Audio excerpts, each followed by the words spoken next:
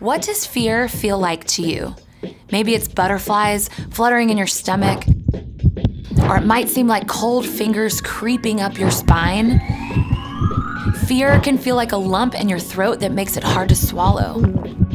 Or it might chase thoughts round and round inside your head, refusing to stop. Enough!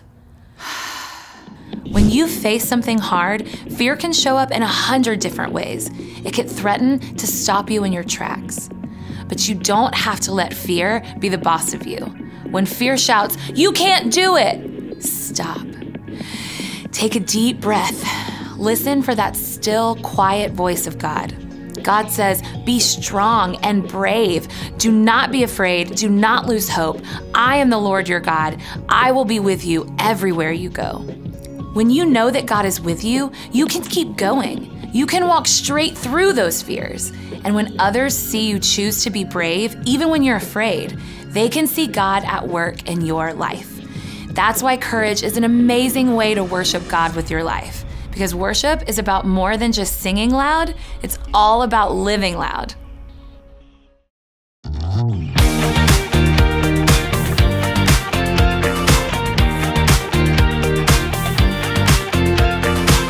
When I wake up, I know that you are with me every step of the way. You're strong enough to handle any fear that I face. Even things that scare me, 'cause they seem too big. Even all the hard things that make me wanna quit. You're bigger than it all, and you're in charge of it. And I don't feel so worried when I look to you, Jesus. Your love is unforgettable. Your strength is undeniable. With you, nothing is impossible. You are the reason, you are the reason I'm brave. You are the reason, you are the reason I'm brave. You are the reason, you are the reason I'm brave. When I look at how great you are, your kindness helps me believe that you are good, and with you I can do anything. Even things that scare me, 'cause they seem too big. Even all the hard things that make me wanna quit. You're bigger than it all, and you're in charge of it. And I don't feel so worried when I look to you, Jesus. Your love is unforgettable. Your strength is undeniable. With you, nothing is impossible. You are the reason, you are the reason I'm brave. You are the reason, you are the reason I'm brave. You are the reason, you are the reason I'm brave. Your love is unforgettable. Your strength is undeniable. With you, nothing is impossible. You are the reason, you are the reason I'm brave. You are the reason, you are the reason I'm brave. You are the reason, you are the reason I'm brave. Welcome to Story Lab. This week we're talking about courage, while we take a look at the story of some spies who had a split decision on their mission report. Oh, and look out for this.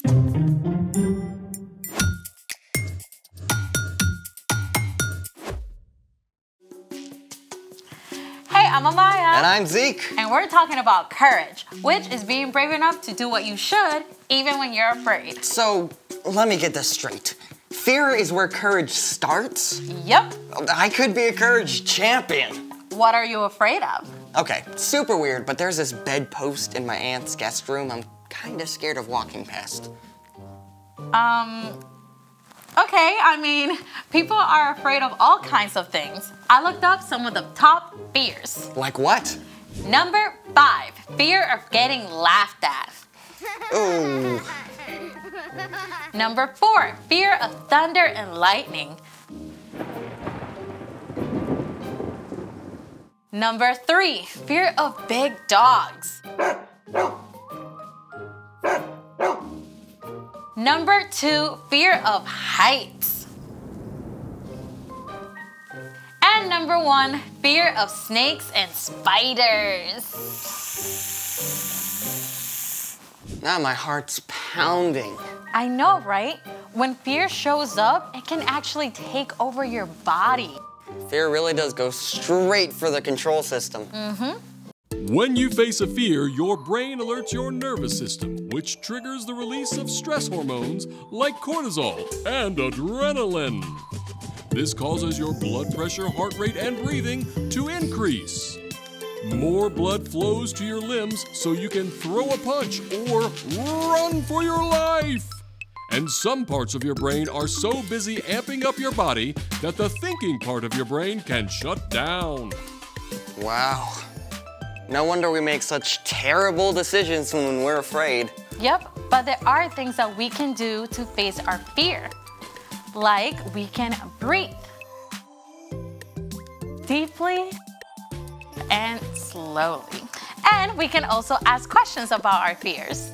Like, what do I really think that bedpost is gonna do to me? Exactly. Oh,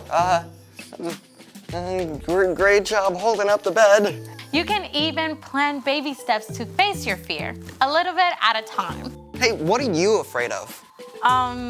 Crickets. What? Yeah. What's in the box?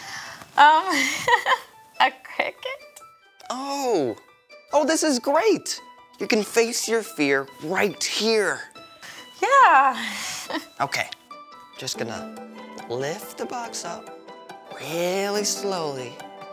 And then I'm just gonna open it really slowly. Maybe after the story. Well, okay, it's time for... The story before the story. Today, we're in the 4th book of the Old Testament, Numbers. God promised to bless the whole world through Abraham's family, the Israelites, and give them a home in the land of Canaan. God delivered them from slavery in Egypt, leading them through the Red Sea. In the desert, God showed deep love by giving the Israelites food and water. God also gave them rules to show them how to love God and love others. At last, God led the people to the very edge of Canaan, the Promised Land. And that's where our story starts. Let's go! Hey everyone! Hi, Brian. Okay, so about 2 years after crossing the Red Sea, the Israelites had finally made it to the very edge of Canaan, the land that God promised to Abraham, Isaac, and Jacob. God told their leader Moses, "Send some men to check out the land of Canaan. I am giving it to the Israelites. Send one leader from each of Israel's tribes." So Moses called a leader from each of the 12 tribes.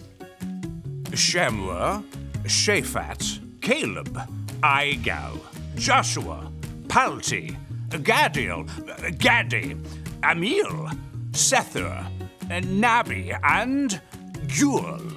So once the gang was all together, Moses laid out a super secret spy mission for these guys. I want you to see what Canaan is like. Are there a lot of people or just a few? Are they strong or weak? Do their towns have high walls? Oh, and study the land. Is the soil rich or poor? Are there trees? Bring back some of the food that grows there if you can. So just like that, these 12 men snuck into Canaan just as God had instructed. Now, for about 6 weeks, they traveled the length of the country and saw the places where Abraham and his family had lived hundreds of years before. On their return journey, the spies cut a bunch of grapes so ginormous, it had to be carried on a pole between 2 men.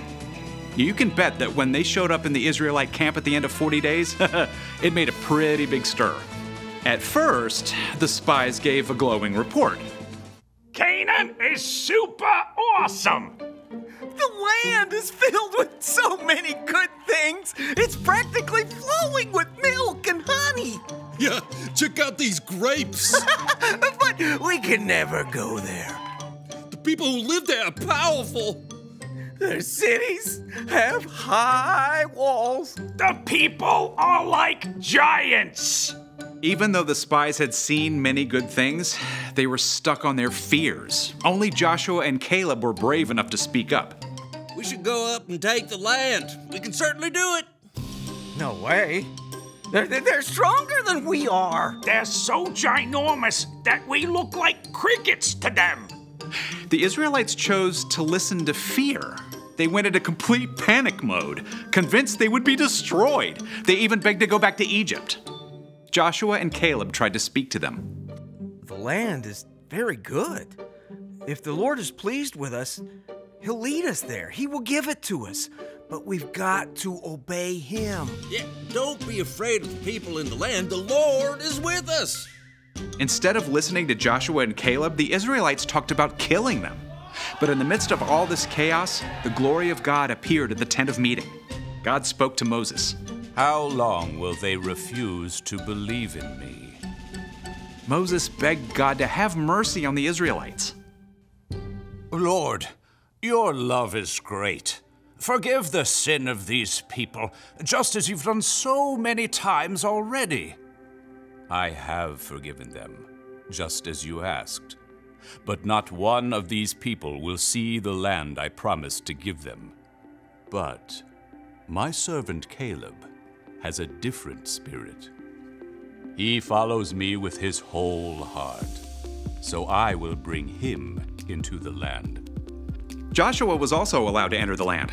God did forgive the Israelites for turning away again, but there were big consequences. Instead of forging ahead into Canaan, the Israelites ended up wandering and stuck in the wilderness for almost 40 years. Now, by that time, only Joshua and Caleb were still living to lead the new generation, their children, into Canaan. And fast forward, they did. At the end of 40 years, Joshua led the Israelites into the promised land. And right away, they came up to the walled city of Jericho. But with God's help, they faced their fears, and those impossibly strong walls came tumbling down. But that's another story for another day. Wow. I mean, so the spies' fears were real. I mean, their enemies were really strong. Yep, but Joshua and Caleb knew that God had already promised to help them. Yeah, they had to make a choice to do the right thing, even when everyone else was giving into fear. So, what's our part in the story? Well, fear is totally normal, but God can still help you be brave and do the right thing. Yeah, maybe you're in a group where a popular girl is saying mean things about another kid. Your friends might be afraid to speak up because they don't want to get laughed at, but you can be brave and you can speak up because that's not right. Or maybe the fire alarm goes off and one of your friends is really panicked. That happened in my school. Yeah, you can be the one to stop and help them calm down. Right. You never have to face fear alone. When you believe in Jesus and follow Him, God's Spirit lives in you and can give you the courage to do the right thing. Even if you are afraid. And that's something awesome to hold on to. Oh, for sure. See you next time. So here's the thing. You can do what you should even when others are afraid. Wanna face that fear right now? Sure. I mean, what's one giant evil cricket gonna do to me? Baby steps. Okay. Just gonna pick it up real slowly. Okay, remember your breathing. Release the cricket! Thanks for joining us in the Story Lab. See you next time.